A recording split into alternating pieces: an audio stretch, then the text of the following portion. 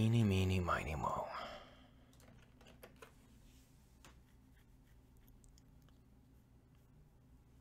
Alright. According to Twitch, we're live, and that's good enough for me. I'll go tell the world. Streaming, game dev, gonna do some paneling. Yay, exciting.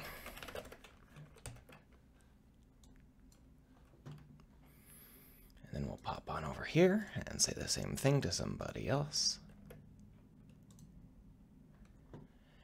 And then we'll go over here so that we don't have any significant frames loss. Hooray. Alright, so in the last episode we set these up so that they would break properly and scatter pieces of debris all over the cosmos, like so.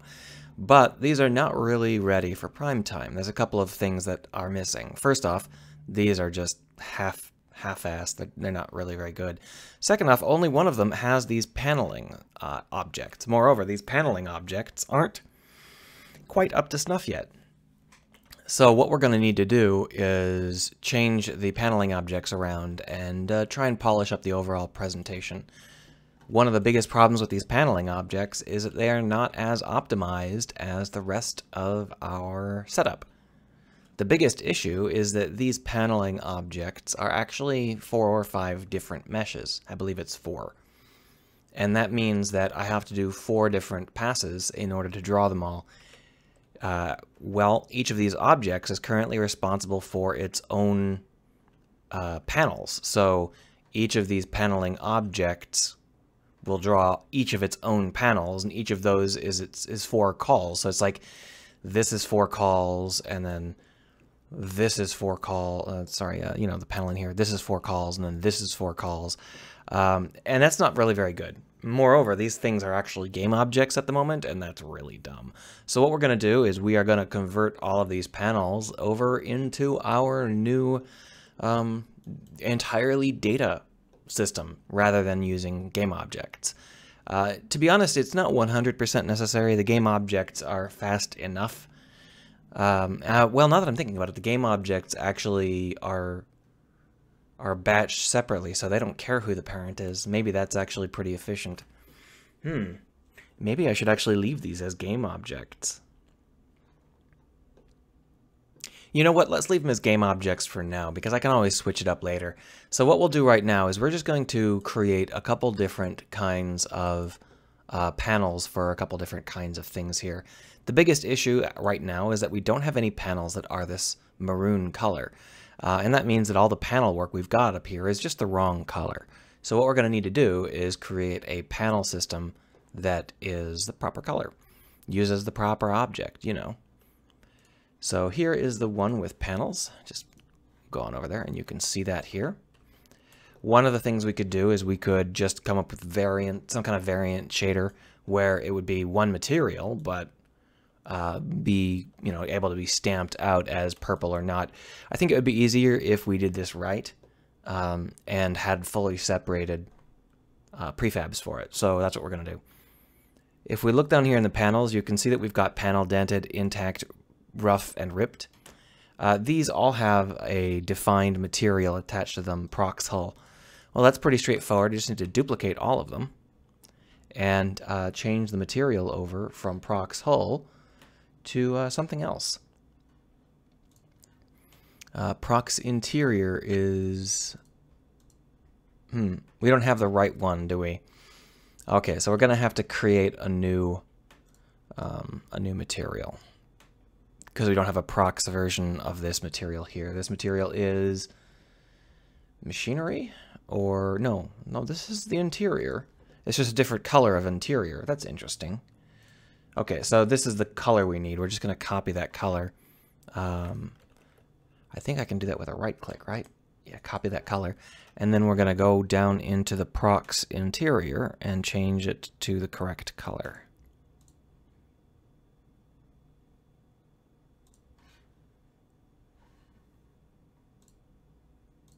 That was strange. Well, here we have it. Paste. Boom. Like so. So the reason that I wasn't using this color for the Prox interior before is because it's got the interiors in there, and that's what I was forgetting.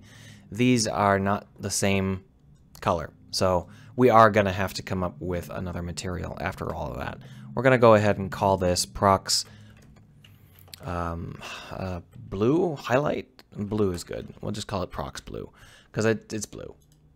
We'll figure out exactly what we want from it later. Good news is we can rename that stuff as often as we want. Pink Hair says, afternoon, hello. I am a little bit under the weather today, so hopefully that won't get too confusing. Blue. There.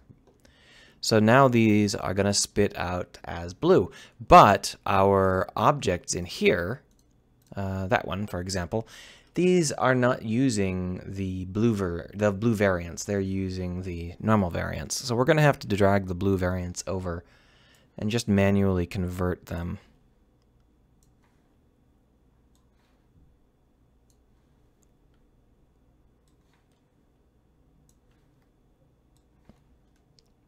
There we are. And that way we will have a setup where they are blue panels.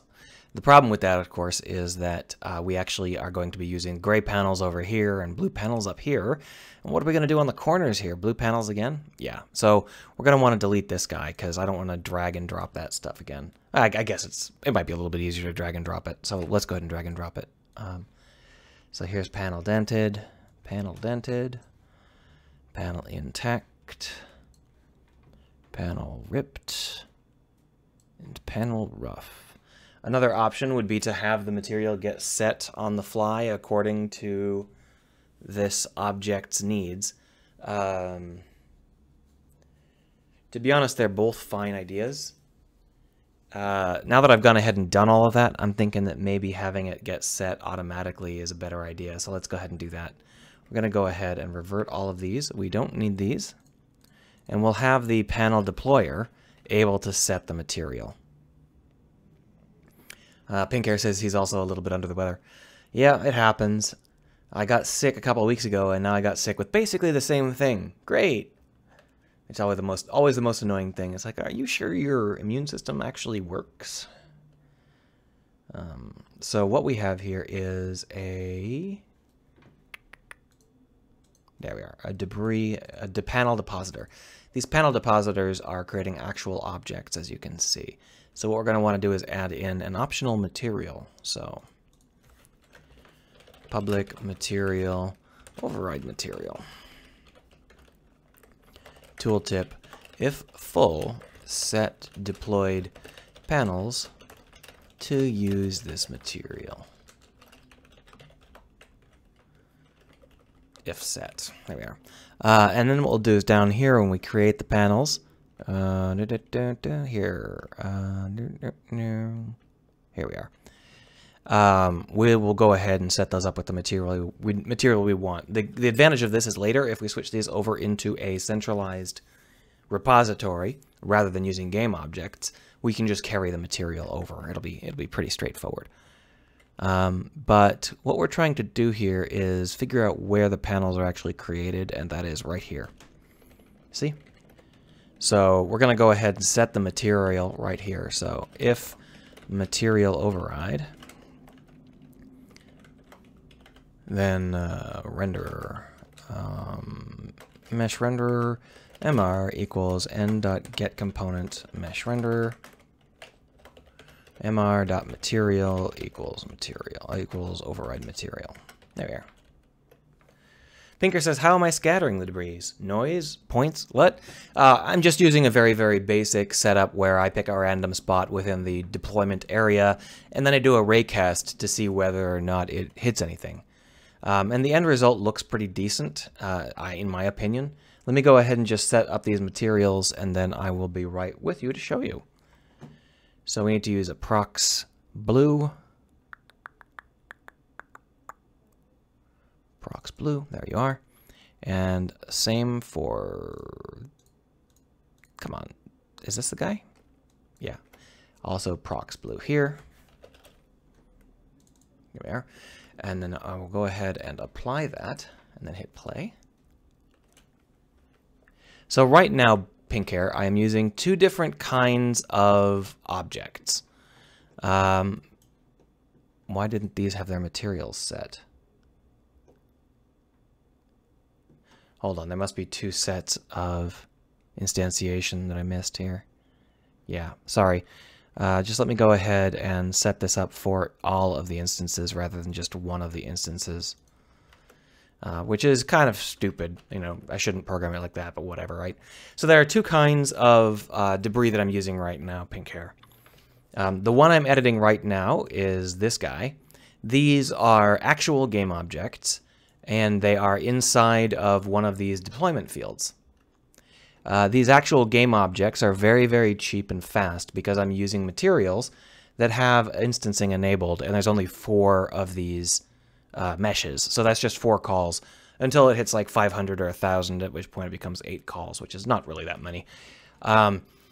The other kind of debris I use is this kind, which is not game objects at all. It is entirely data, and it runs extraordinarily fast.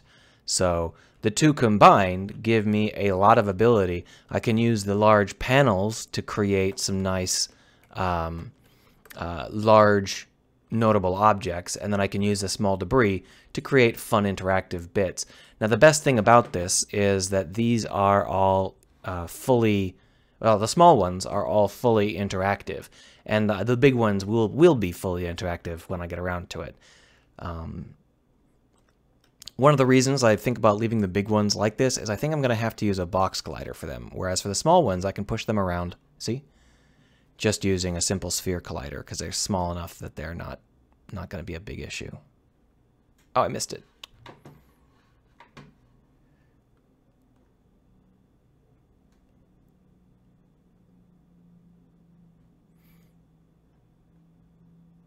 Bonk. Bonk. Bonk. Bonk, bonk, bonk. Sploosh. Anyway, now that I've saved this, like so, all of the HAB modules down here that show up as that particular crosscut will have the exact same format. So, did we get one? Yeah. So here you can see it worked fine. This guy here has the paneling already attached, but we're not actually ready to roll. There's a lot of paneling still missing and stuff. In addition, this thing here, which looks great, isn't actually ready to rumble. And the reason for that is because it doesn't have a collider attached to it, which means it's not interfering with the debris, which means that the debris don't really reflect it and it just passes straight through. So what we're going to do is we're going to add a collider, a mesh collider. We'll go ahead and make that convex. There's no reason to worry about those interior blocks there. And then when I hit play again, when we look, the debris should be bouncing off of, I have to hit this, boom. Where are, what happened to all of my debris? Hold on a moment. Pinker says he might have to steal that for something. I recommend it. I actually have a tutorial on how to do it if you wanted a tutorial. For some reason, I couldn't get this to show up in the inspector window. It's no big deal. I'll figure that out eventually. I bet it's because they were all LOD'd out of existence. But if we go over here and we take a look, we should see that these objects are interfering with the panel here, which previously wouldn't have been something that happened. Bonk. Whoa! And you can see that Unity has introduced a new physics bug, which is extraordinarily annoying. I don't know why they did that, but it doesn't appear that these are bouncing off that object as much as I might like. I wonder why that is. Because I can see that the debris is inside this object, and it shouldn't be. There is a raycast system running, so the debris should be entirely outside of this object with nothing inside of it at all. The only reason it might have something inside is because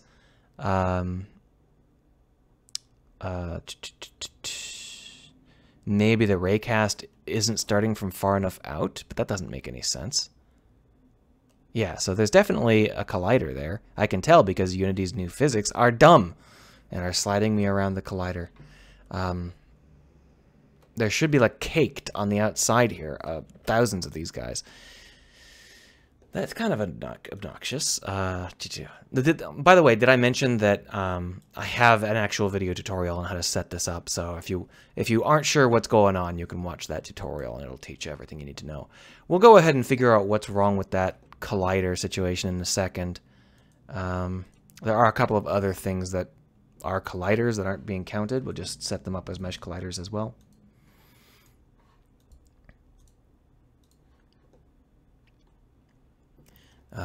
And we're going to go ahead and finish off this particular object, and then we'll move on to the others. So these here are the gray panels. Not that really matters anymore. I'm easily able to switch which material they're rendering as. And you can see they're only on one side. We're going to want to put them over on the other side as well. So we're going to duplicate this and bring it over like so, and then flip it like so, because the orientation does matter, as you can see with this red indicator, how it floats upwards. So that's going to be... Oh, Pink Air says that the interactive behavior is really interesting. That's actually substantially easier than you might think, because I'm not using Unity's built-in system for that. I'm just doing a simple sphere check against all of the active components that are within a specific range. It's super basic. I wouldn't hold it up as an example of the best thing you can do or anything. The one for our panels is going to be the more questionable one. Whether or not I can, sorry, just trying this out here. Whether or not I can get the larger panels to bounce cheaply is the question, and I'm not actually sure I can. I'll have to look into it some. So this debris grid could projector, then we bring it down and out.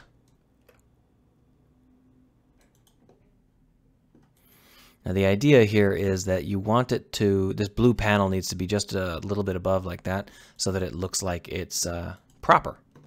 Then we'll duplicate this and bring it down. And you can see that this is just a little bit too short. I mean, that's not a big deal.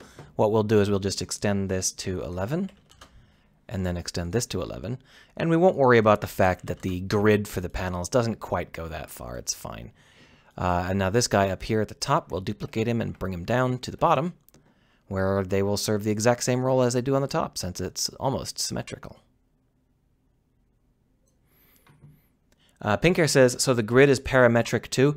This grid mesh, this spotted grid mesh, is just a mesh. It's not generated or anything like that. In terms of how it gets laid out, that's all generated. So the panels that get stapled on top of that mesh are unrelated to the mesh. The mesh is just a mesh.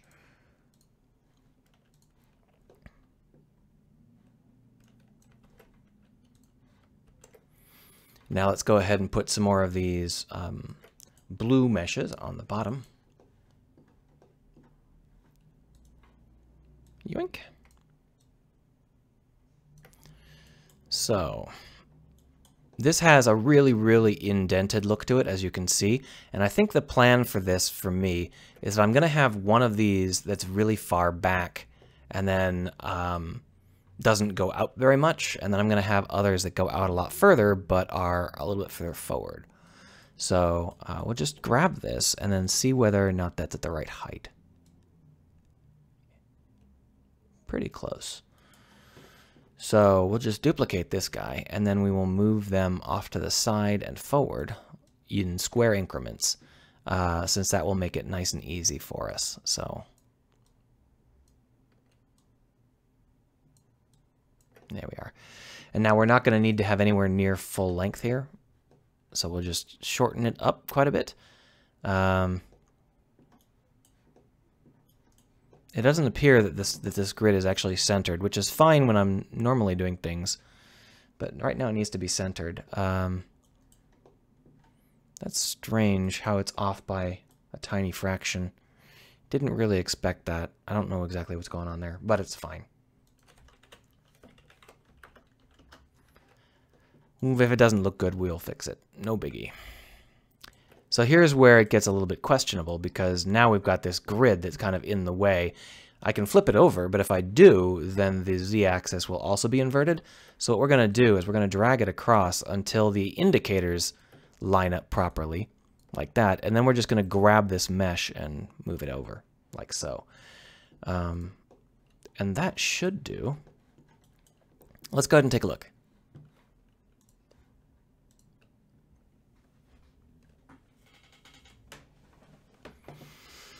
So this is how it looks at the moment.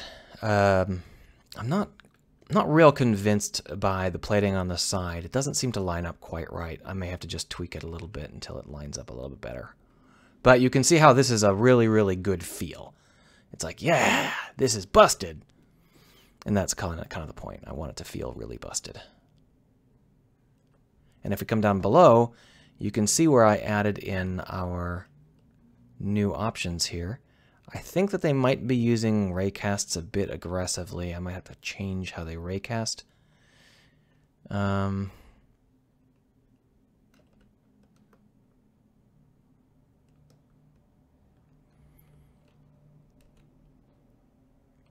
it doesn't look bad. That seems to be okay.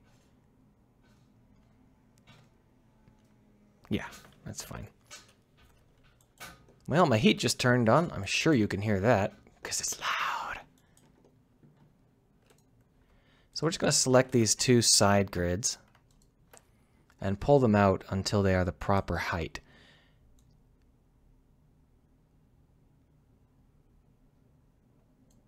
That should be closer. Very atmospheric, says Pink Hair. Thank you. That's the point. You know, I think that it might just be that the color is wrong. So the problem here is that the object in question actually has a material that has an attached texture. And that texture is causing it to have a darker color in certain places. If I wanted to, I could take this texture and just take it out. But I think for now, that's fine. This is something I can tweak later if I need to. So we're just going to go ahead and call this particular module done for the moment.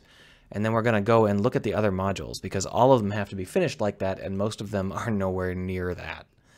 So here is the J cut, which is a cut that goes from halfway in the module down to completely carved away down here. Now the problem with this particular J cut is that it's got this bump in the middle, as you can see. And this bump means that if we wanted to have an interior that's convincing, we can't use these flat panels. These flat interior panels are no good, so we're going to go ahead and delete it. And instead we're going to use these triangular panels, pyramidal panels. So we'll just duplicate this guy and drop it down here, and then we will put it into a good spot.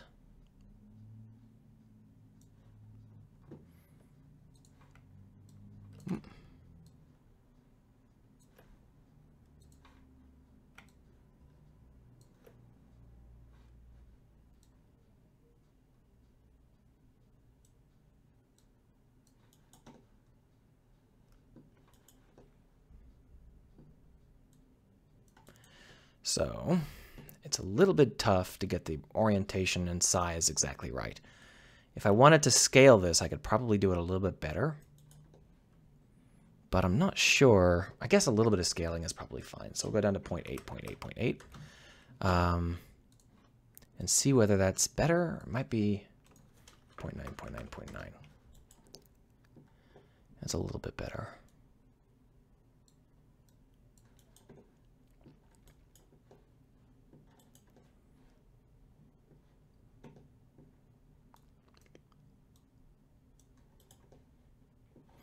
Okay, so we still have this bulb in the middle that you can see, and I think that we're just going to have to edit that out. I think it's just not going to work. So we're going to go open up this Blender file, and we're going to take that bulb down a notch. So here it is. These are these, and these are the ones with the bulges. You can see the bulge right there in the middle. We'll just go ahead and grab that bulge and drag it in. And then we'll do the same with this guy.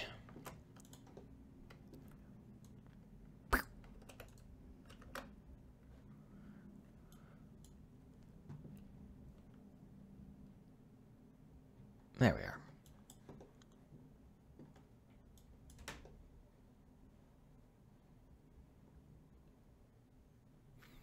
I'm not real convinced that this is going to work, but let's go ahead and give it a shot. So this yellow box is the small debris indicator box. This is where the debris gets cast, the small interactive debris. Going to go ahead and tilt it so that it feels a little bit more organic. And that means that I'm going to want to give it just a little bit of liveliness like this. And that should work pretty well. But I don't have any of these panels, so we're going to go ahead and copy one, bring it on over, and move it into place.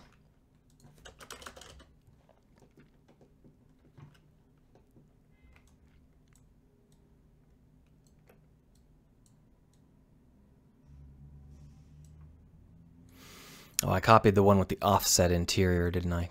Brilliant. I'm going to pull this so that it's not offset. And I think that I just screwed up when I did the offset or something, because that's... Yeah, for some reason it's just offset by a random margin. That doesn't really make any sense. Let me go ahead and delete that and pull in one that's not damaged.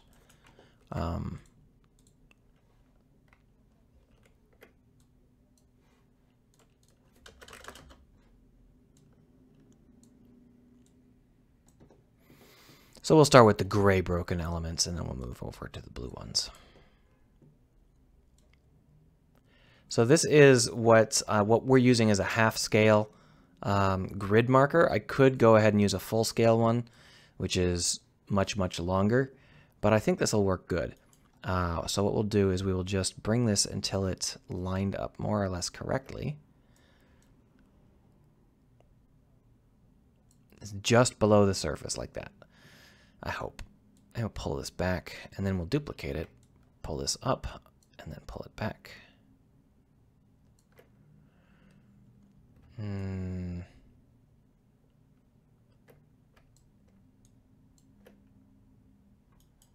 I think that'll work. And then we'll want to do it on the other side as well, so let's go ahead and hide this guy because he's just in the way a little bit. So the question is, do we want to have these have different specs? And I think the answer is that I want this one to be a little bit longer. There we are.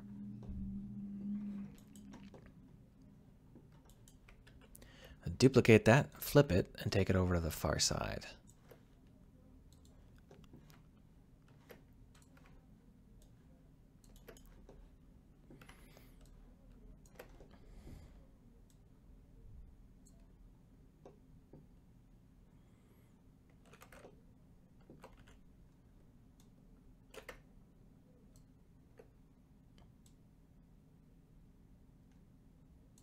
Oh, is it just too far forward? It's just too far forward.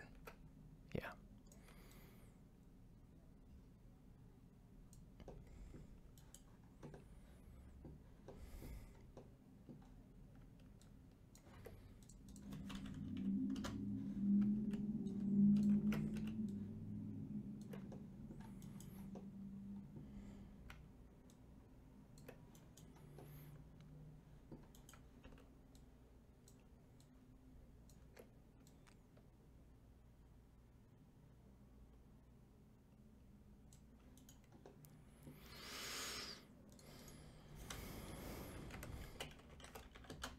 There we are. That should do for that side. We've got this thing here. Was this the one that was busted? I just deleted the interior, not the exterior. Brilliant. Okay. So now we've got the edges cooked up okay. I think that I want these to all be a little bit longer. It's just that it's a little bit short the way it is. So we'll go ahead and increase the length here. And also the length of this one down here.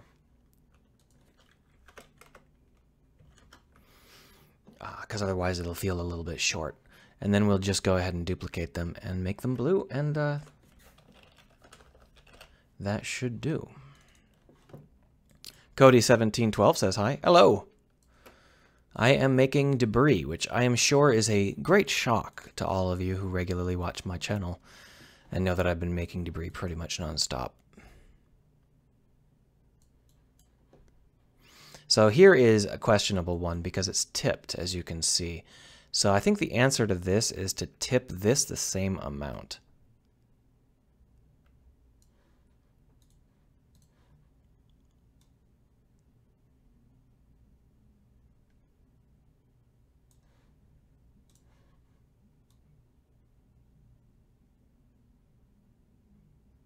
Like so. Maybe. And this here should have a mesh collider. Good. If it didn't have a mesh collider, I'd be annoyed. So this can then be extended even further, like that. And then we'll go ahead and duplicate it and move it to fill in the rest, which is over here. But this one doesn't need to be so rotated, so we're going to go ahead and bring it down a little bit.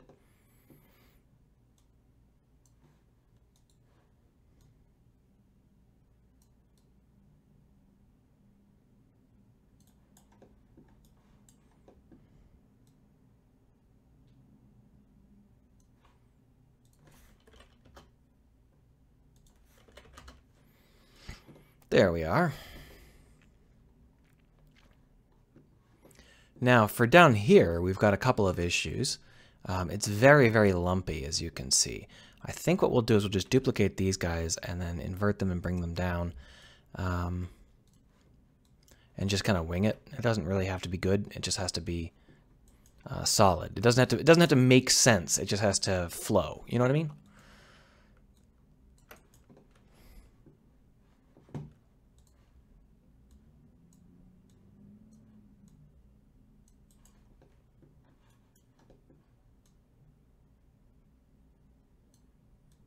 So what we're going to do with this one is we're going to create it so that it has a nice flow from the beam down to the debris.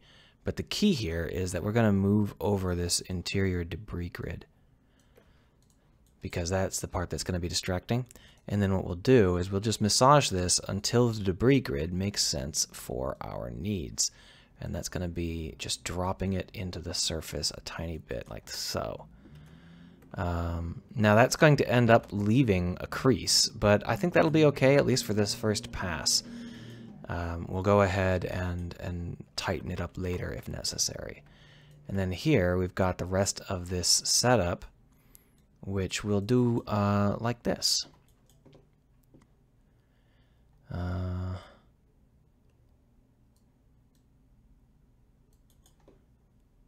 It looks like that's not quite enough tilt.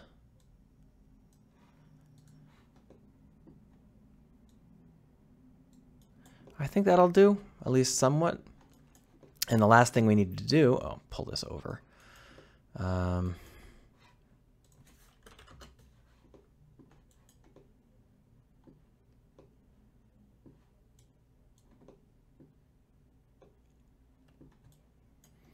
And the last thing we need to do is this edge here, which is just the same as this edge, but down. So just grab this and bring it on down.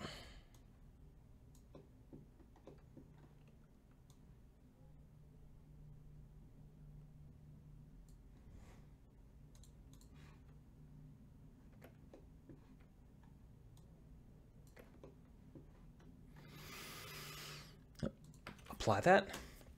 And we hit play. Let's see how it looks. So Pinker says, if you want to make shapes in the debris, you can just use an invisible collider and then disable it after spawning. Yep, that's one of the many ways in which I can create custom shapes if I want to. I don't particularly need to, though. And if I really was going to get into it, I'd probably use mathematically to define states instead. But, you know, it's fine the way it is at the moment. The only problem is that I'll probably need to use a world coordinate texture mapping system, which isn't too bad. I know how to do that. I just haven't gotten around to it yet.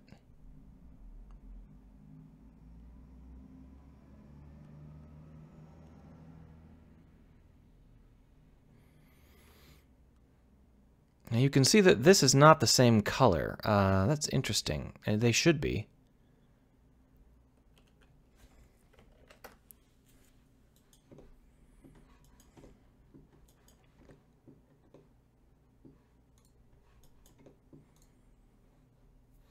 Oh, this is machinery twice rather than machinery and interior. That's interesting. So let's fix that. We don't want machinery twice. We want machinery and interior. So like that. And we'll save that. And we'll look at it one more time here. El Boechi says, hey, Craig. Hey, El Boechi. We're working on debris. I'm sure you're shocked. Okay, so there is a little bit of scattered stuff going on here that I'm not really 100% on board with. But for something that I did, you know, in 10-15 minutes, it's fine. I don't know if you can see that, but the reticles exist in real space. I'm not sure if I like that or not, but it's easy enough to change later, I suppose.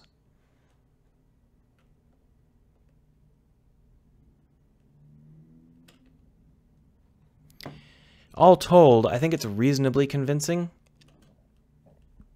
and very pretty. Bonk, bonk, bonk, shbonk.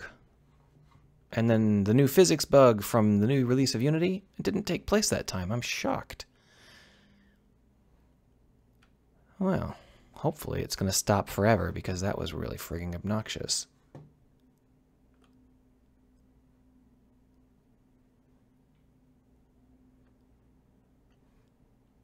All right, and if we look over here, not sure whether we have any of the right kind of debris.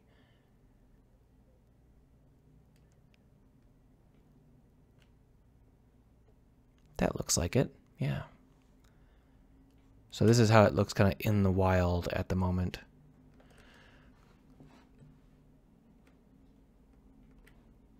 Well, that Unity bug happened again. That was obnoxious. For some reason, it applies a sudden and aggressive force across the surface of the collider, which is really strange.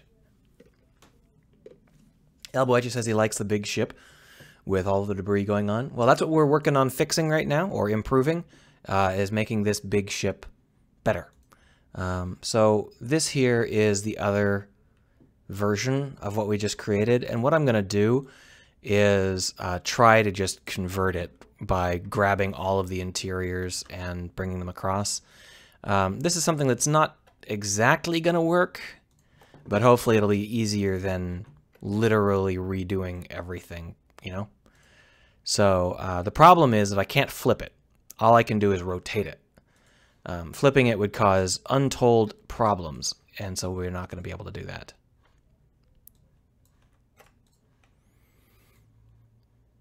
Like this. And then we'll just try and line this stuff up more or less correct here.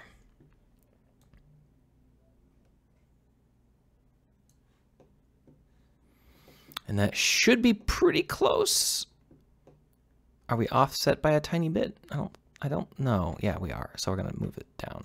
There we are. Is that right? No, we're still offset. So we're going to want to move this gently. How are we looking down here? Okay, so it doesn't look like everything survived perfectly.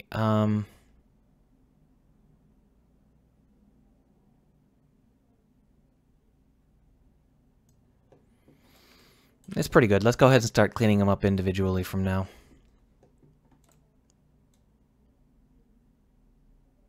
That was a hell of a difference. Wait, there's something really... well, it's okay. We'll just move them around manually. We don't need to worry about it too much.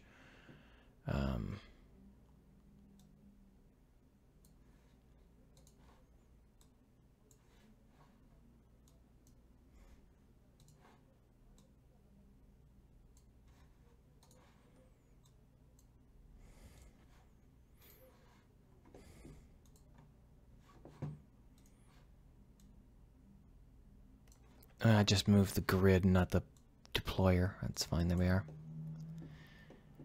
Isn't there a shortcut for switching between moving and rotating? Yeah, you use QWERTY. I just never really bothered to learn it, you know?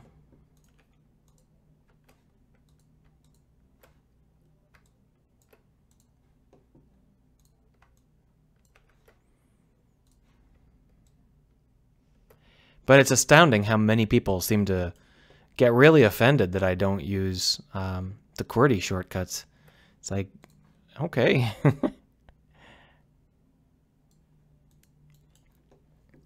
Well, the thing is, most of the time, I'm actually thinking about what I want to do when I start to move or slide objects. So when I go up there to click on it, it's not like wasted time. I'm thinking to myself, what am I going to be doing exactly now? How exactly do I want to move this? And I can't, my hands can't keep up with what I want anyway, so it's not like there is a big advantage to being faster with the moving, because I have no, sorry, I don't have any sort of speed in my brain, as you can hear, so I don't know why I would have a substantial amount of speed otherwise. And that's more or less it, right? Yeah.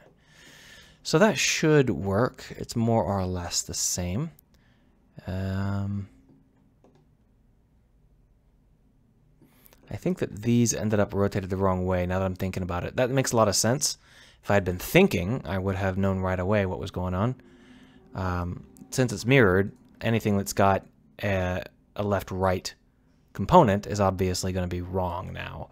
It's going to be opposite.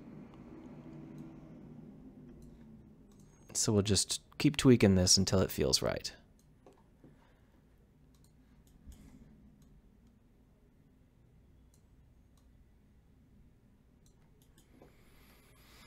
More or less. So we'll go ahead and save that as the opposing J-cut. Now the reason we have to have two separate objects is because we cannot mirror these objects.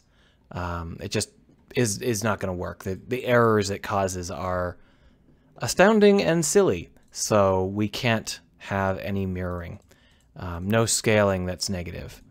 And that's something that you just have to get used to.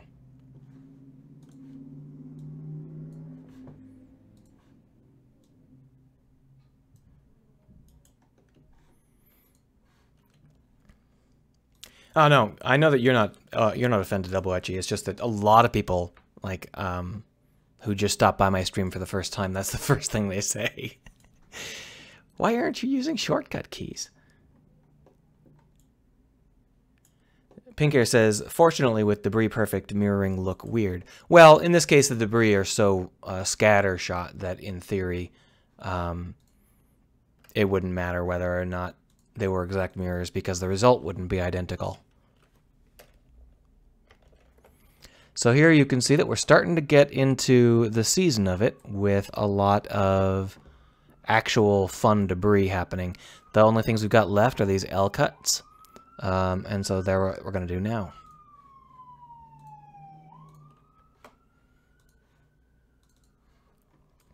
So the L cuts have interiors that are reasonable already, but they need a little bit more work, and what we'll do is we'll just grab one of these triangles, pyramids, bring it down into our L cut and move it into the proper place.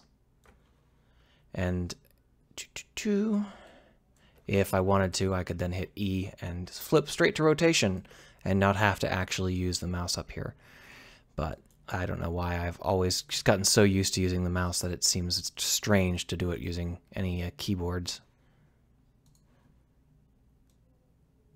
So this is, as you can see, sized a little bit too large in terms of the difference between how they look. So we're going to take this down to 0.6, 0.6, 0.6, which is more in line with the rest of the objects. And then just fill in that gap a little bit. It doesn't have to be very good. It just has to be an indicator that that space is, full of something that used to be, interior. So with that in mind, we just need to now attach a whole bunch of debris indicators, you know, debris stuff. And for those, we're just going to grab these and copy them over. It's very straightforward. I swore I didn't think I was going to get hungry today, but I'm so hungry right now. It doesn't make any sense. I was a little bit sick, but I ate a pretty big breakfast, so I'm not sure why I'm so hungry. Hopefully it means I'm getting better. It wasn't a very bad cold, so I don't think I'll need much help.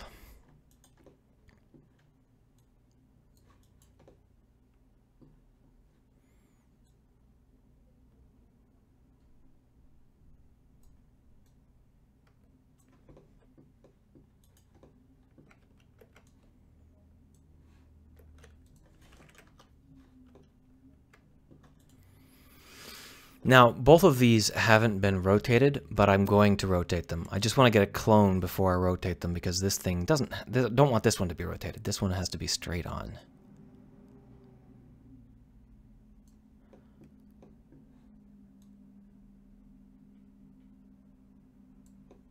And then these guys, I will just rotate them slightly outward so that they follow the arc of the debris, as you can see. So that should be fine. And I think that that's all of the... well, let's go ahead and take this down a notch. I think that's actually all of the gray debris. I think that all we've got left is blue debris after this.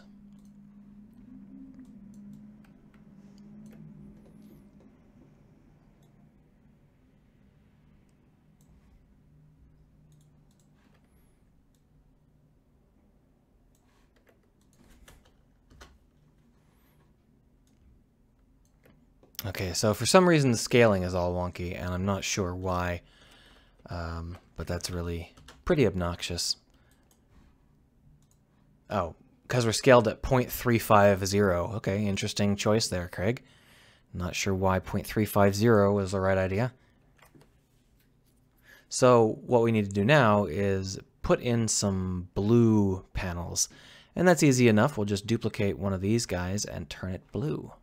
We could also go ahead and duplicate one that's already blue, but this is just as easy.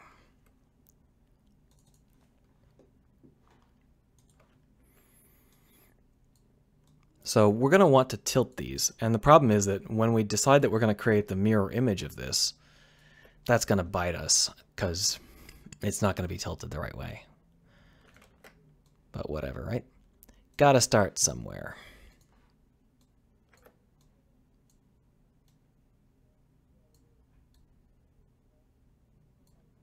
Let's go ahead and bring it down to 9, which is the width of the mesh underneath. That way it'll look like it's lining up with the mesh properly. But what we're going to want to do is raise this until it becomes obvious that it's wrong, and then fix it.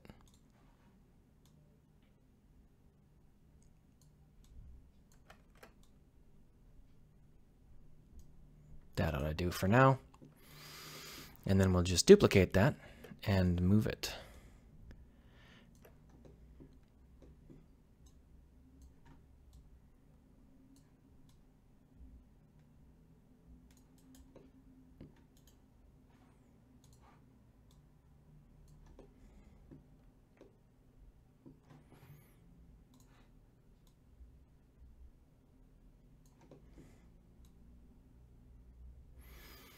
Now, as you can see, this is really, really a thin wedge, so we're going to go ahead and make it a thin wedge. Changed my mind on exactly where things should be, but we're going to grab this interior module here and just move it over some to like 1.5 or negative 1.5. There we are. That ought to do it. And then we're going to need to rotate it a little bit more because it's a little bit too lined up at the moment. That's more or less correct.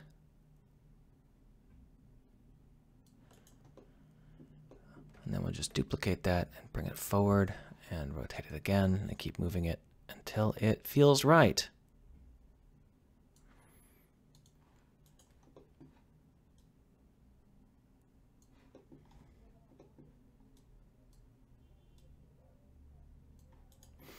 So you can see that we have this conundrum where we've got these things here, and what do we want to do with them?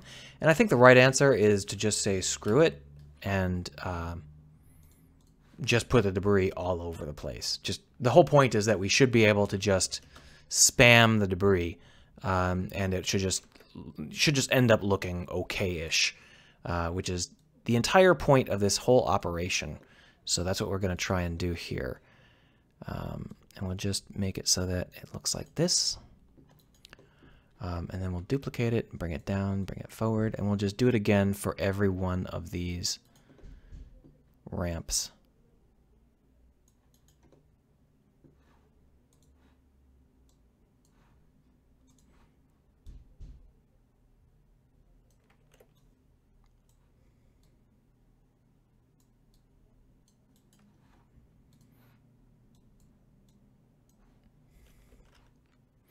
I'm going to try and make an effort to use the shortcut keys because it is better than not using them. I'm just not used to it, you know?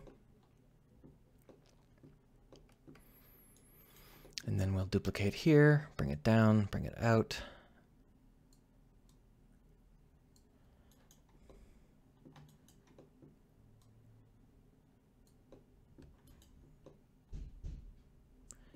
I think that now is the time to switch to a vertical.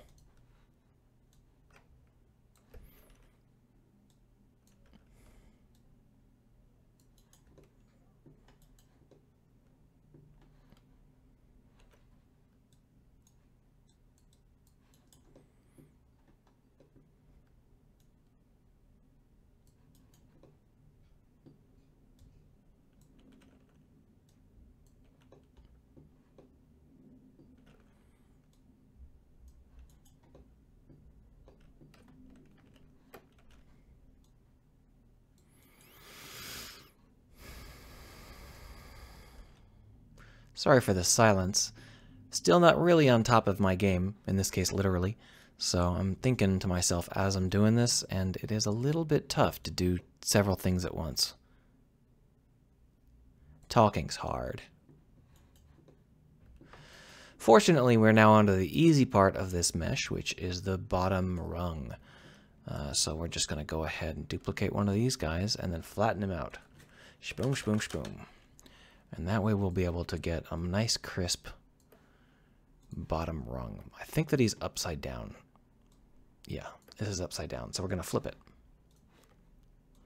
Boom.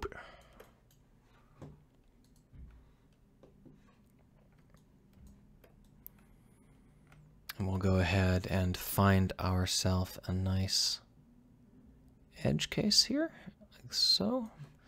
Bring it down to 9 so that it lines up with the mesh. And then move it. Duplicate, bring it back. So we'll bring it back to here and then duplicate this and bring it up. Okay, so that's the difference. We're going to want to make these both go to 11 because that's one more. And there we are. So that should look decent. Let's go ahead and take a look at it in person. I think we're going to end up spawning inside of it. No, it'll be behind us and to the left.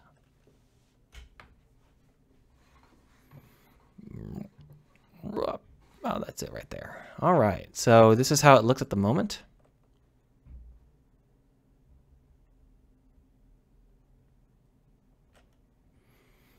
Putting aside the texture problems, let's see how it looks up here, the ragged edge. So that ragged edge doesn't get hidden very well, unfortunately. We may have to rethink exactly how that looks. For a first pass, I think it's passable, but I would really like it to be much prettier.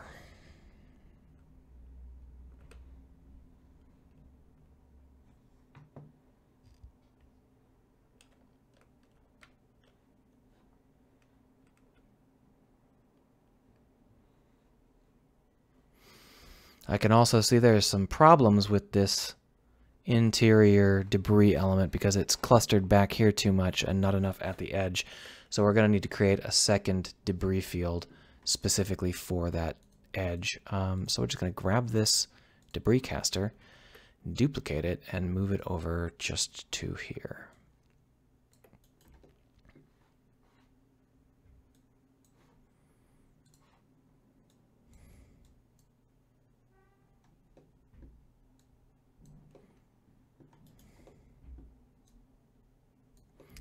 But we don't want it to be nearly as large, so we're going to go ahead and take this down from 10,000 to 3,000.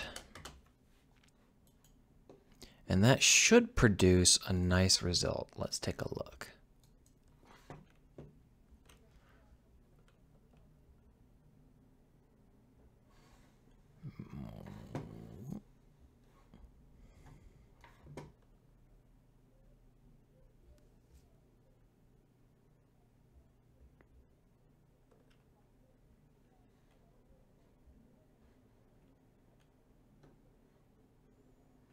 Yeah, now we've got enough debris clinging to the surface over here. Previously, it was a little bit bare and it didn't feel quite right to me. But, you know, now it doesn't feel so bad. Still feels nice and crowded. So we'll go ahead and save that. Now the problem is that we've got to create the opposite variant, and that's going to be kind of tough. I think what we're going to want to do is bring everything over and flip it, even though I know that that's not going to result in a very good match. We're going to leave the two interior plates, though, because they're in the right spot.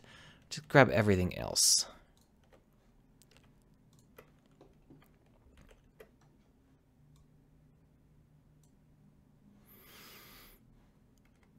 And bring it over, and then flip it around the center.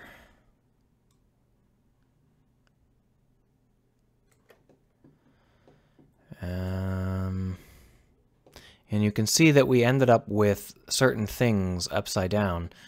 And that's going to be annoying, but it's going to be better than the alternative of having to redo everything from scratch, right? So let's go ahead and start tweaking these parameters a little bit. I'm just checking the offset. I think that they are the same. Yeah. So let's take a look here. I think that most of this side element stuff is fine. But this interior obviously needs to be tweaked.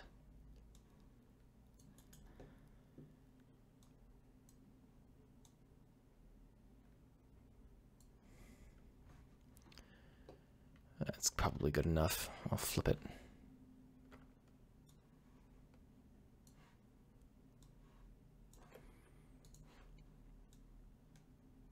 I guess it doesn't matter which way it's flipped, does it? That's fine. Up here, these are what those were. So these all have to go down to the bottom because that's where they belong. So we'll grab those and then we'll flip them. And then we'll just drag them down. We'll drag them down to below where they need to be so that they don't get in our way while we're trying to process these guys, which, as far as I know, need to be brought up and flipped again.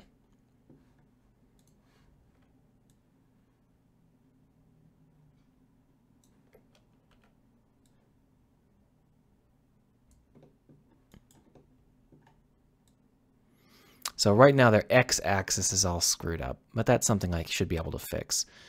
And they're also rotated the wrong way, but that's something I should also be able to fix. So we'll go ahead and switch over to pivot and then rotate them all.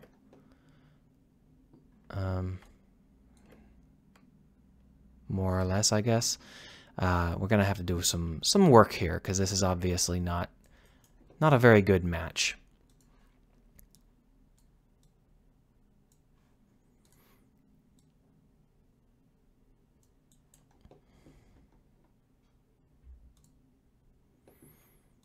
And you can see this grid projector is now on the wrong side. It needs to be, the mesh needs to be inverted again.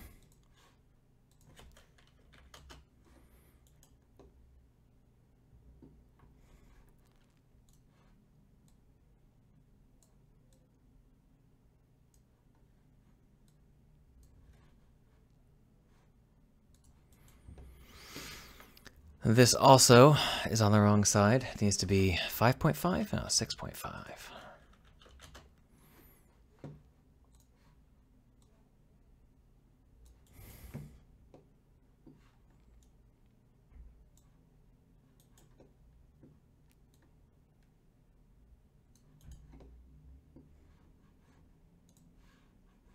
Ditto with this one.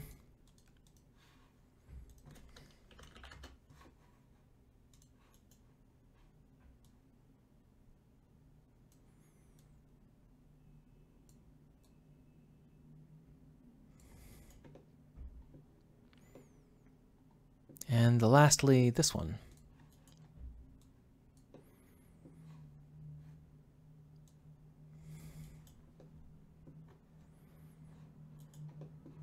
Which I think that rather than expand, will just shrink and move into roughly the right spot.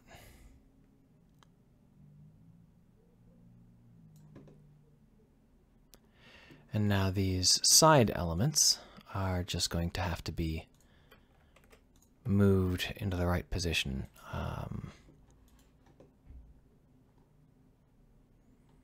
Which I think is just down. I think they're actually rotated correctly. Yeah, it's just a matter of putting them in exactly the right spot.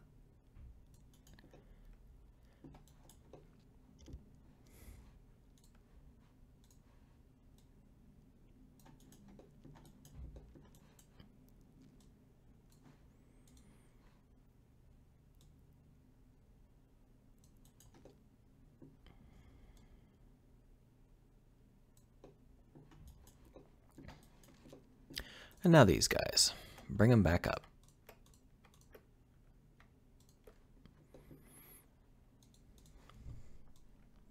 Slap them onto the bottom. There are a variety of helper functions which would make this a little bit easier, but I haven't really thought through how they would work. So for now, I'll just use it as it is.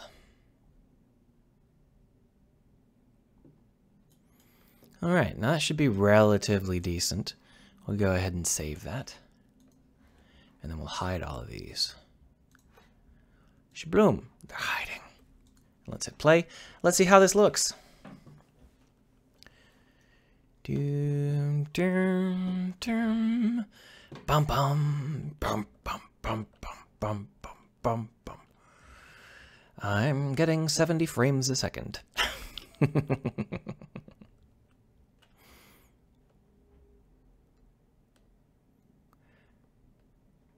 If I switch over to using global texture mapping, I think it'll look a little bit better.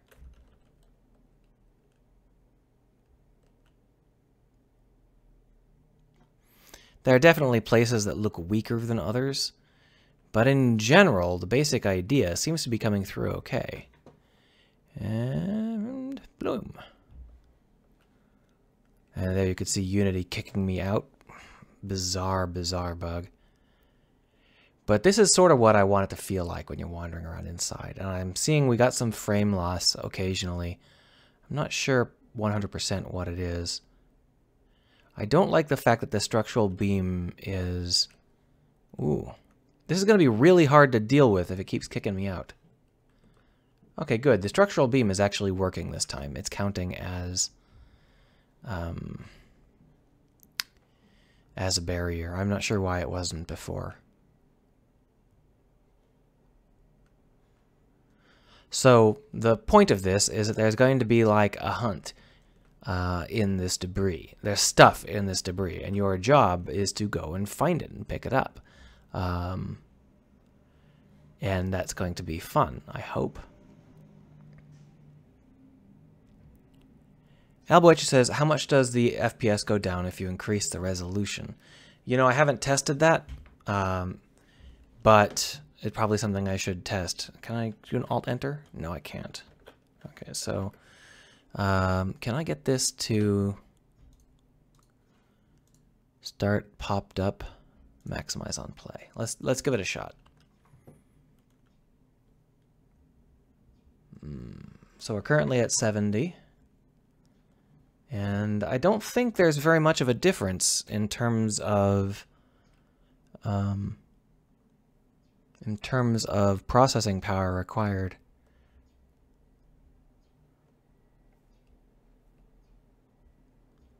Now, to be honest though, you can hear my computer in the background maybe. It's going full tilt. So this is not like an easy 70 frames or 60 frames. This is a rough 70 frames. But I did this specifically to test the limits. This is a giant stack of debris all at the same time. So it's obviously going to be a little bit rough. I'm going to go ahead and post that screenshot.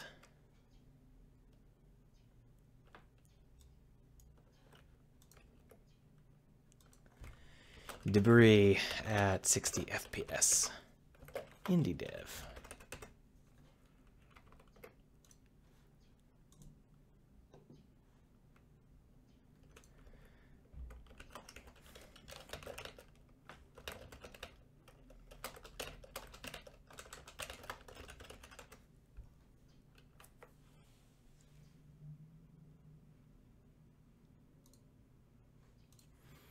I'll feel a little bit embarrassed if that wasn't actually 60 when I took the screenshot, though.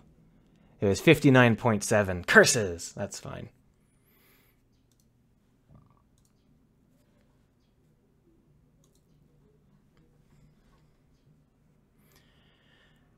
The stream...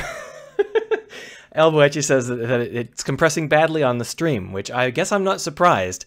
I didn't even think of that. I do know that the stream actually does cost me a couple of frames because I think I'm actually getting drops. Let me go ahead and just take a look and see whether or not I'm getting drops. Because normally when I do something that involves a lot of moving parts, the actual bandwidth of the CPU that is being used maxes out, and I get all sorts of red flashy warnings. But that doesn't appear to be the case. It's actually holding up really well. Cool. God, this feels great. Wow. This is... I don't think I've ever felt a game that feels quite like this in terms of flying through a debris field.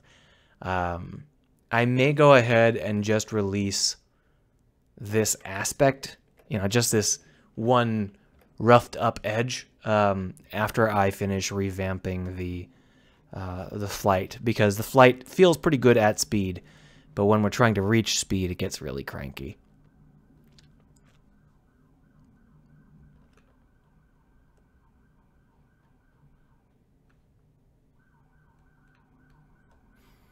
So the next step for today might be to put things, little hidden things, inside of these setups. So that's what we'll do next. I have no idea whether or not compression is going to let you see what I'm doing, but from my perspective, it feels really pretty good. It crashed. That's okay. Unity is bugging out. Nice bug. Do I have to change the ship over to using...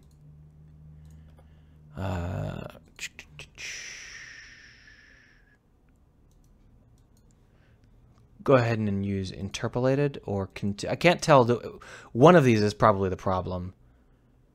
We'll go ahead and use continuous here for now. Anyway...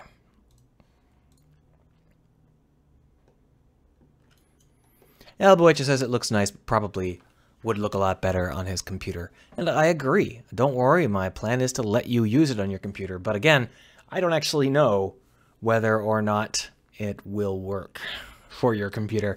This is my first foray into using GPU instancing. I'll have to put in an options menu where you can tweak the parameters so that you don't have to suffer.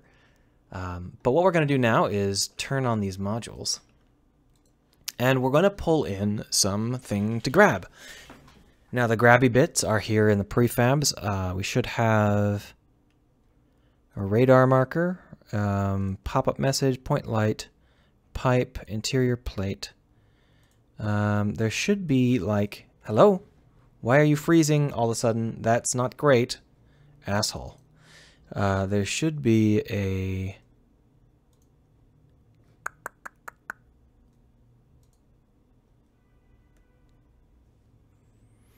I may have ended up deleting the thing I needed. I don't believe that any of these actually have... Oh no. Oh, did I delete literally all of my old debris stuff? Let's take a look here.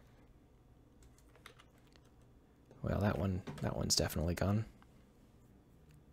Robotic Sarcasm says, hey, just gonna go grab a snack and watch the stream to kick back.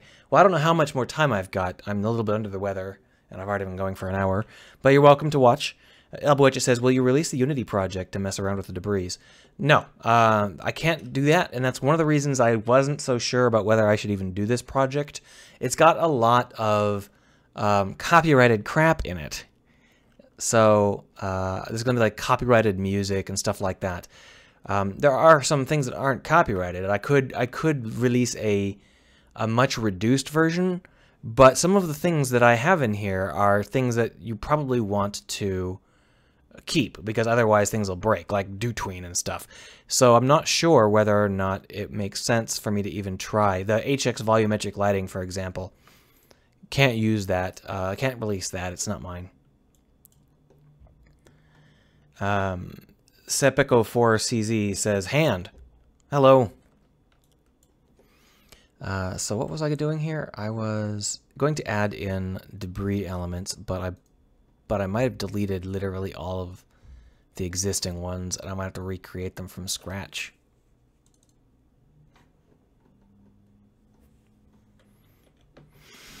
Yep. Curses. All right, all right.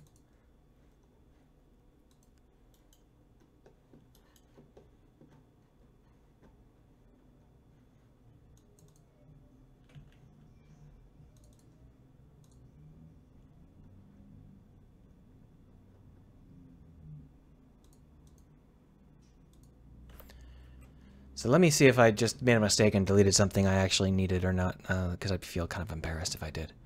No, I think all that stuff was just leftovers. All right, so what I need to do is recreate the physical object that you can grab.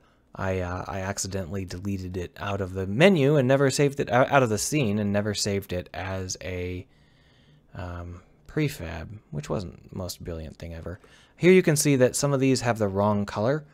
These are blue when they should be red. Presumably that's because those have a machine color material instead of an interior color material. Let's go ahead and take a look. So there's an error. That should be purple.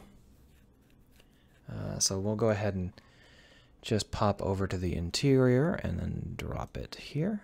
There we are, purple. And then again, interior. That's interesting. These look like different colors, but they're both interior. That's fascinating. I mean, those are clearly two different colors, right? I'm not...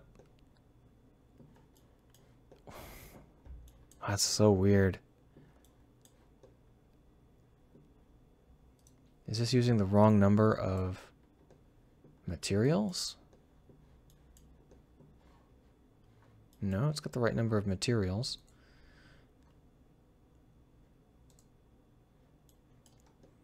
They are just flat out different colors, even though they are identical? Why? Why are they just the wrong color? I don't even have a thing that's brown. There's nothing brown in my setup. I've got a thing that's black and a thing that's purple. Where's the brown coming from? I don't know. It's the highlighting. Oh, you're right. It was the highlighting. Good, thank you. That was driving me a little bit off the wall.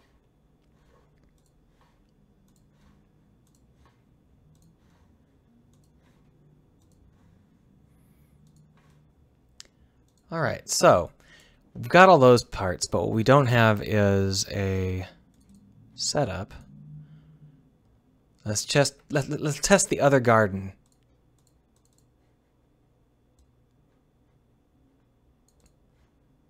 Okay, so here is the other garden. Did I leave any of the debris? I did. Okay, so if I go over here, there should be some. There they are, right there. So this here is what I was talking about. This is already set up specifically to do what I need it to do. So we're going to drop this electronics box into, and rename it first off. I don't need it to have a 2 at the end. Drop this into our prefabs. There we are. Now we'll go back over to the other scene and add those into these.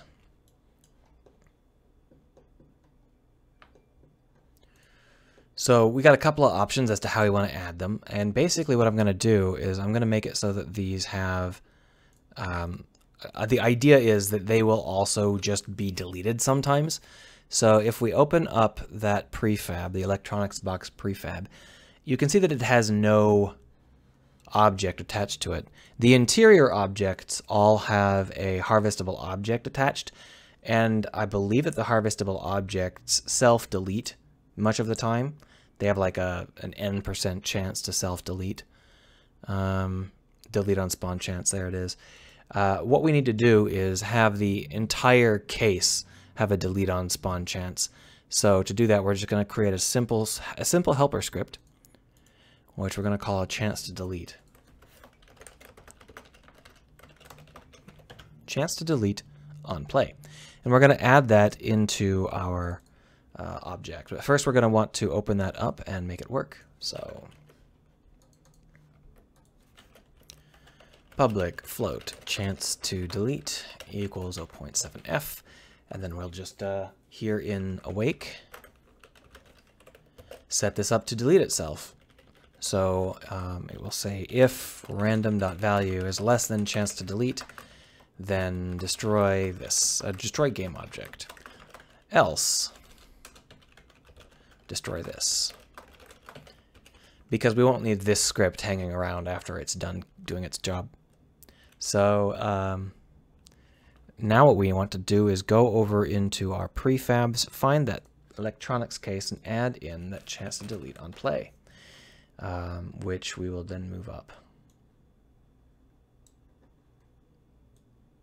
There we are. And now when we add this into our areas, we can add like 2 or 3 of them, and they'll show up, you know, haphazardly. Now, if you drag this in, it doesn't really show up very well. As you can see, I can't see it at all, and that's really obnoxious. Now, there is a way to make it show up correctly, I believe, but I can't remember what it is. Is it Control or Shift? Control snaps to a grid. Shift doesn't appear to do anything.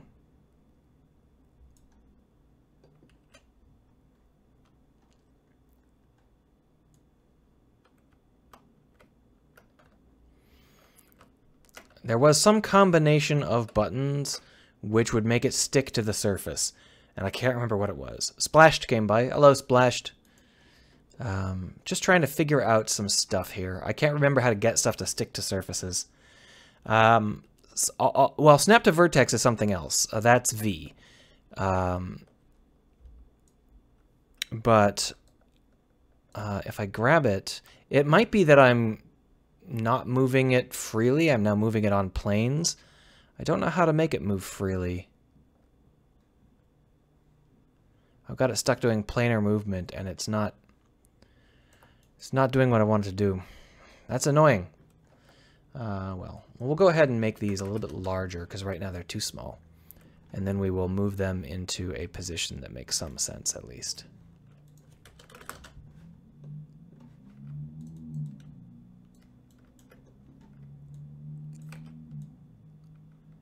But I know there was a really easy way to make them... no, that's camera motion. So Control will snap them to a grid point. Alt does nothing. Shift does nothing. V should snap them to a vertex. Oh, if I hold it down beforehand? Ah, okay, so if I hold down V beforehand, it does vertex snapping.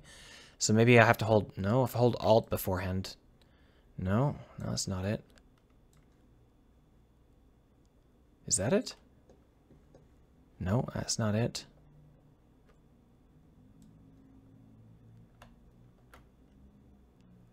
Shift Control might be it. That might be it. Put it in more or less the right position anyway.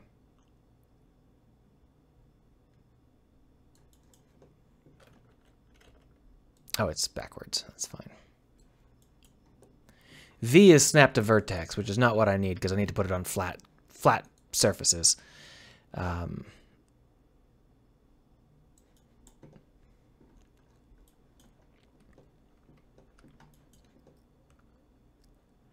So anyhow, we'll duplicate it and then we'll move it.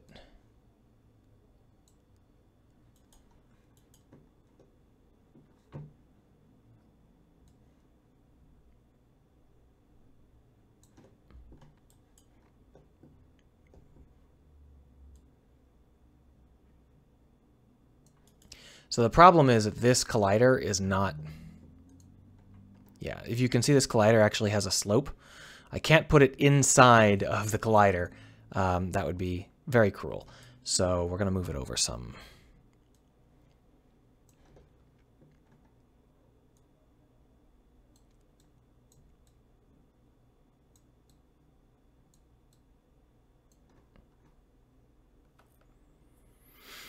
Shift Control. I'll try that.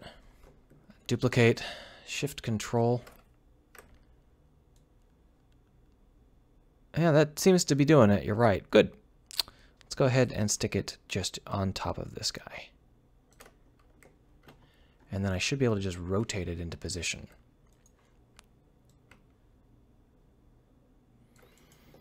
And then just adjust it a tiny bit. So now that has 3 collectible objects, and if I put them actually inside of the crosscut rather than just floating randomly off to the edge for some reason, I should be able to then hit apply and save them. Splash says, what kind of game are you making? I am making a space scavenger game. So it should be pretty fun, hopefully. So if I were to click, it should send out a pulse, and there we can see them. There is the one that survived. The other one's all self-deleted, which is fine. That's correct. That's how it's supposed to be. There are some more over there, because we have some on the ship. This is the prefab that sets the ship up, so if we were to slow down, we don't want to bang into the wall too hard, we should see the arm. Oh, the arm tried to go out and get it, but Unity decided that it was its turn to barf. And sent us flying away. Oh, we must have gotten them. Okay, we got him. I wasn't looking. The arm is now mounted underneath the ship, so it's actually very hard to see. But that should be okay. We should be able to go and grab the other one. And I'll just move the camera so that it's underneath the ship so we can see it. Oh, Control-Shift actually snaps to the collider. That explains some of the stuff I was seeing. That's fine.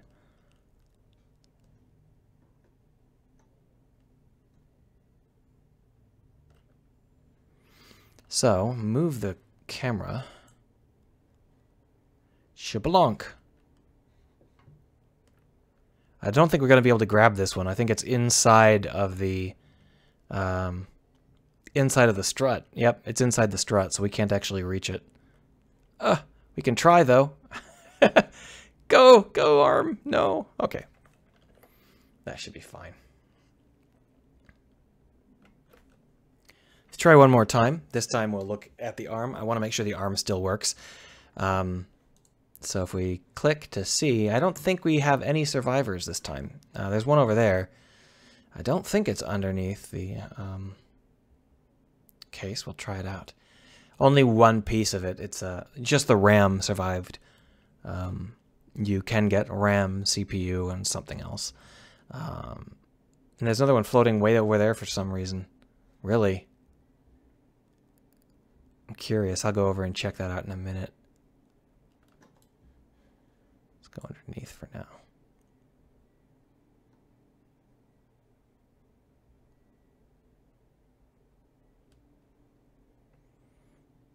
Obviously, this is not generally how you fly it.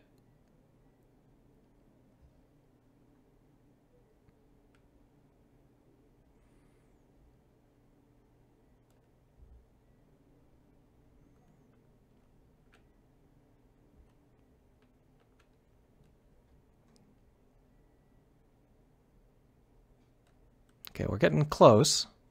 I think I got my butt caught on something that was up above. Oh, god damn it, Unity. That new physics bug is the worst. Well, let's go ahead and check out what this is.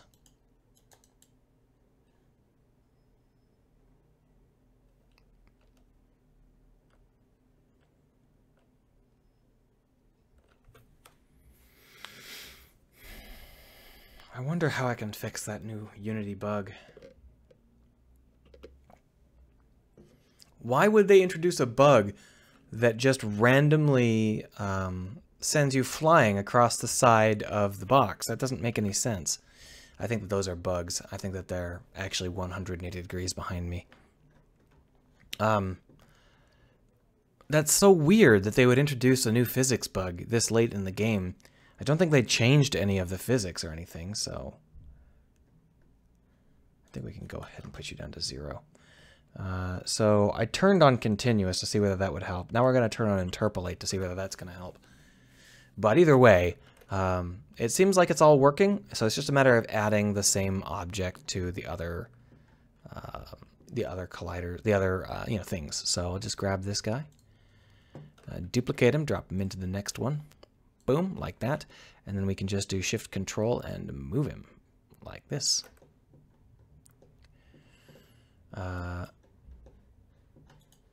Yeah, that's fine. So what we'll do is we will just move him into... The problem is that this guy's actually got a really bad collider. So we'll put one here, and then we'll duplicate that and drop one down here. Now when I look into this one should be in the right spot. Yep. But this one up here might be... I guess it's more or less right. That's fine. So then we'll go ahead and save that, and then we'll duplicate this box, drop it into the next J-cut, and move it. Shoop. And then maybe move it up here. Oh no, down here. And then duplicate it and move it up here. There we are. And those should be decent enough. I'm not going to worry too much about it. And then lastly, we got to put it in these guys. And this is the one that's going to be a slightly more obnoxious just because it is not going to be something I can just move into place. I'm going to have to rotate it as well. So for that, we'll just drop it down here and then rotate it and put it onto one of the flat areas. Oh, this whole thing is backwards. Okay, well, we'll have to fix that too. So this here is inside out. We'll just flip it.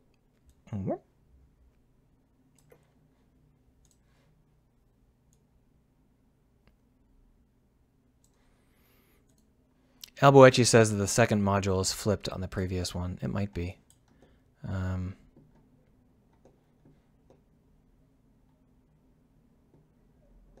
That one's the right orientation, though, so they're probably both the right orientation. However, it looks like the other one vanished. I'm not sure where it went. Well, it's fine. We'll figure it out later.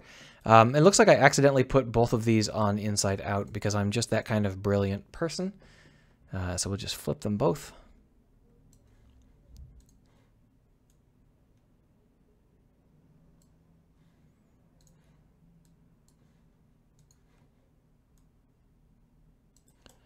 And then we can take that new electronics box and stick it on a flat part because the collider should line up relatively well with a flat part. We'll just go ahead and maybe put it here.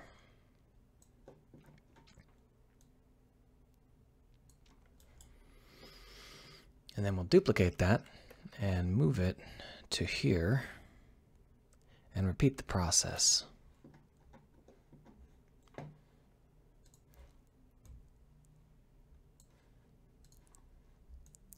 Now, technically speaking, that is inside the target collider, but I think it's going to be okay because the arm doesn't actually collide with things.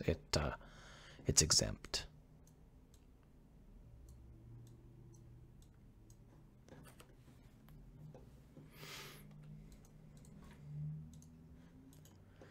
pop on over here. These ones are incorrectly. Are they? No, they're also backwards. Okay, so we're going to flip these two. Shwhoop.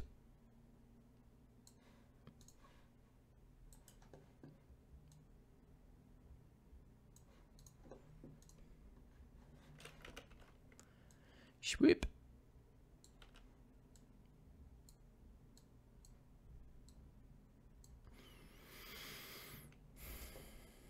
Elboy just says, last time it looked like it was colliding. That was actually just luck. What was happening is I was just at the edge of what was possible.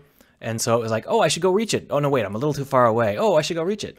And that was creating the illusion of it bouncing. As far as I know, the arm doesn't collide. If it does collide, that's completely accidental. So...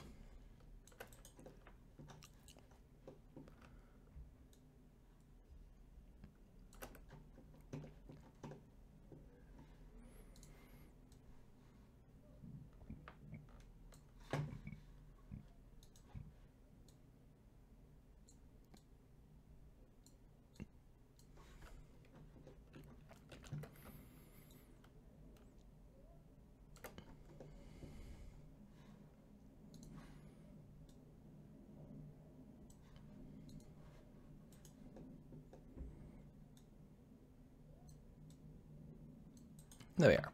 We'll save that. And then we'll turn all these guys off. Blink. And shrink them all. Oh, I just deleted all their names because I'm friggin' brilliant. Let's try not to do that. Save that. Let's take a look.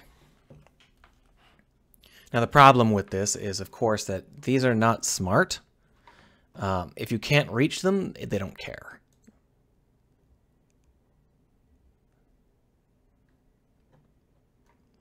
So in this case, for example, I'm pretty sure that at least one of these is inside. Well, that was interesting. Whoa, what the heck is going on here? I'm scanning something, but there shouldn't be anything anywhere near what I'm doing, and it's scanning so often it's barfing.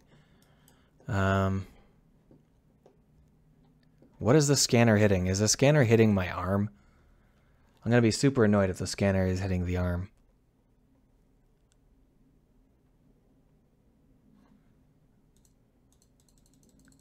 Oh, it's not scanning anything according to this. But the menu sure thinks something is scanning. Look at that. That's ridiculous.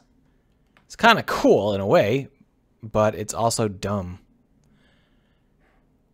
Crash. Okay, so I did not fix the Unity bug. Scanning ship. Okay, so it's actually scanning itself, which is dumb. We'll deal with that later.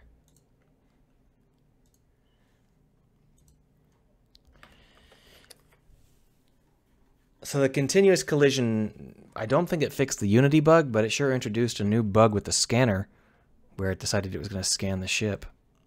Let's see whether that's a thing that happens again. Might be, might not be.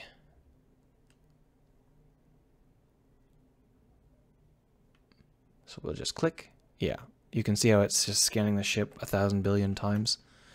Ship 1 is the name of this ship, and for some reason, when I turn the continuous interpolated mode on, it now believes that it's going to scan itself.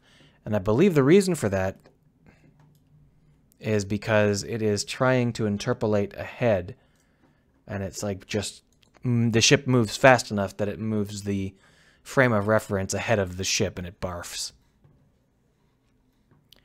Splashed says that he hates retopo, and he'll UV map and decimate. Yeah, that's actually an easy way to do it. You just use a UV map and you decimate. But don't do that if they are skinned meshes, if they are bones and such. The bones will cause it to screw up rather badly. I mean, the decimated meshes deform really, really badly. So, you know, it's good for things like this stuff here, but not for people or monkeys or any of that stuff. So let's go grab this, take a look here. Oh, I backed up. Don't want to back up.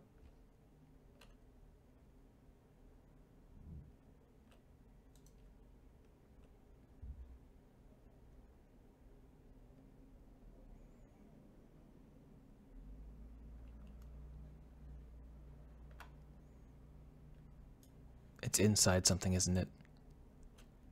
Oh, gosh. Can I get it anyway? Can I sneak in behind? And this is kind of how I want the game to play. I want the game to feel like, oh, can I get it? Can I sneak in behind and get it? No, I can't. Curses. Well, that didn't fix the Unity bug.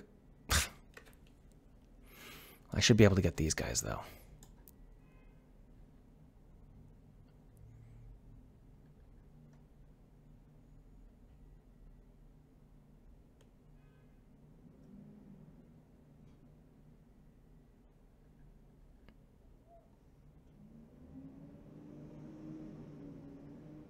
Got him.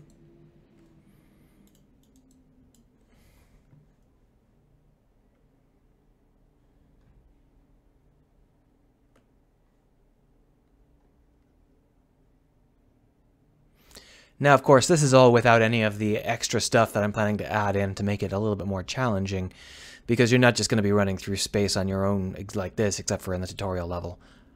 You're going to have to evade scans and stuff like that. But that is for later. For now, I'm perfectly happy to do this. Let's grab this guy over here. And see if Unity farts. Okay, it seems to have worked this time. Oh, got them all. The arm is really, really fast. I made it ridiculously fast on purpose, but it might be a little too ridiculously fast. Well, wait. Did I get the other one? I thought there was another chip right there. I guess there must not have been. Oh, there they are. I was too close.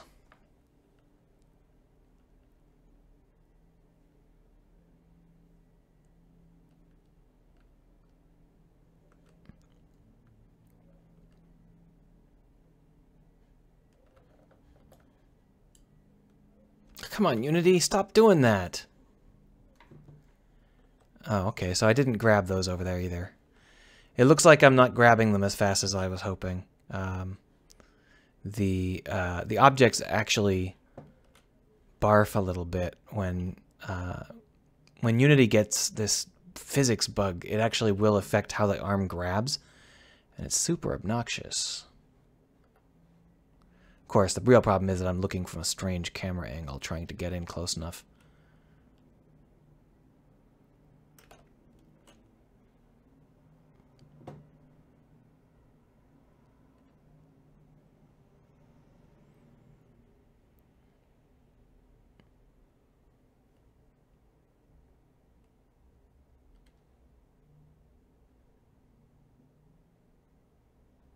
Not quite close enough. Come on, come on.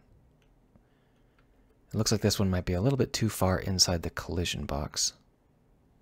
Yeah, I can't reach it. It's too far inside the collider. What is that one? Is that the J or the L? That is... Oh, that's actually the I. Okay, so we'll fix that, the crosscut. So turn on this crosscut and find that the one that is not quite right. And it's probably that one. Yeah, almost certainly. And we'll just move it so that it actually works. Move it to a part of this that doesn't have a weird collider glitch.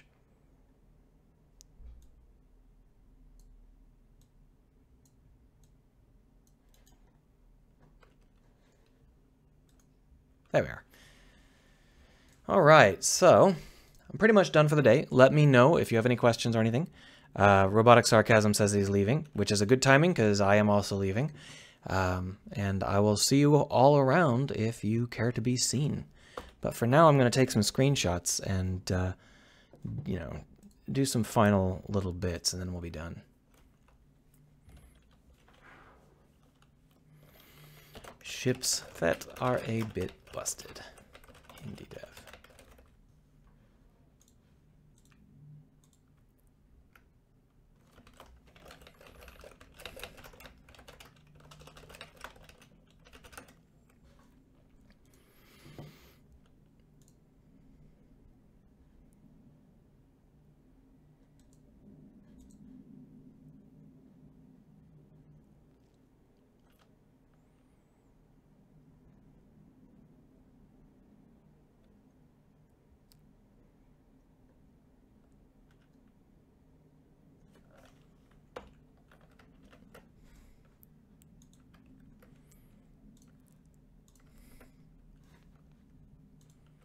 Sorry, I can't read the chat at the moment because I am busy taking screenshots, and if I, get distracted, I'll have to start over, and that would be annoying.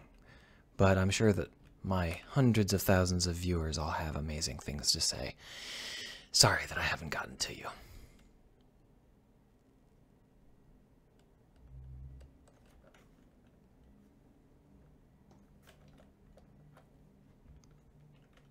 Oh, it's stuff in the way. Carcio. Well, let's just go.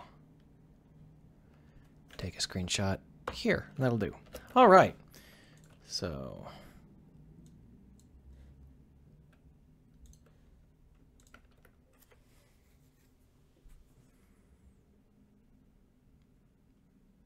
Come on, there we are.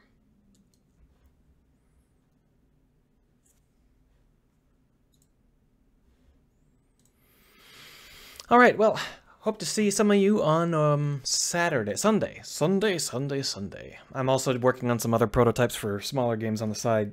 I'm not gonna ever make a smaller game before I finish this. I'm just working on prototypes because it's fun. But I figure that working on prototypes for a stream is really obnoxious, especially when I'm giggling at Bitcoin over in the corner, because today is the day that Soulja Boy tweeted that Bitcoin was crashing and caused Bitcoin to crash, which was really hilarious. So thank you, Soulja Boy. And I'll see some of you later.